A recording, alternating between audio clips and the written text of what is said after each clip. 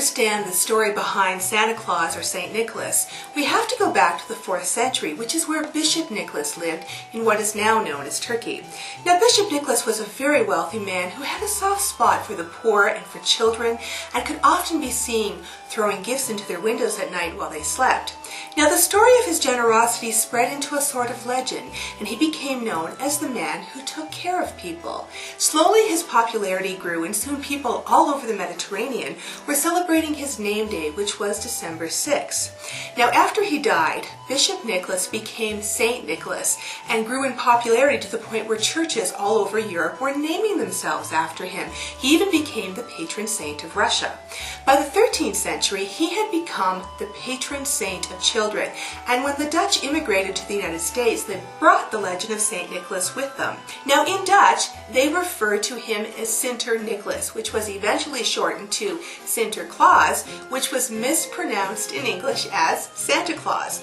After a while, the Dutch began to move away from their old traditions, and we might not even have known about Santa Claus had it not been for a writer by the name of Washington Irving, who wrote a book called Dietrich Knickerbocker's History of New York. Now, Dietrich Knickerbocker was a fictitious character that he had created to kind of poke fun at the old Dutch traditions. He didn't really exist, but Irving was a marketing genius. He wanted to create some excitement around the character and also generate book sales. So he created an elaborate hoax. What he did was he placed an ad in the New York Evening Post, and it said that a Dietrich Knickerbocker, a man not of his right mind, had gone missing. And so this was creating a lot of excitement around town, and everybody wanted to know more about him. Well, about 10 days later, a second letter was published by the paper, this saying that a man matching Dietrich's description had been seen heading north of the city. Well, a few more days went by, and then another letter was published in the paper, this from Dietrich Knickerbocker's supposed landlord.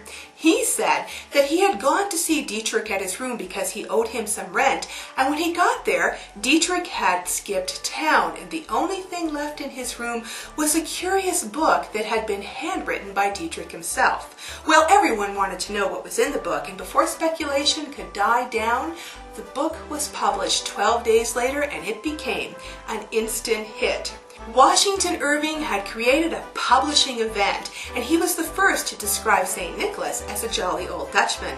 After the publication of his book, the legend of St. Nicholas became an instant hit. As a matter of fact, many of the Dutch traditions that he had poked fun at in the book became the basis of our own traditions.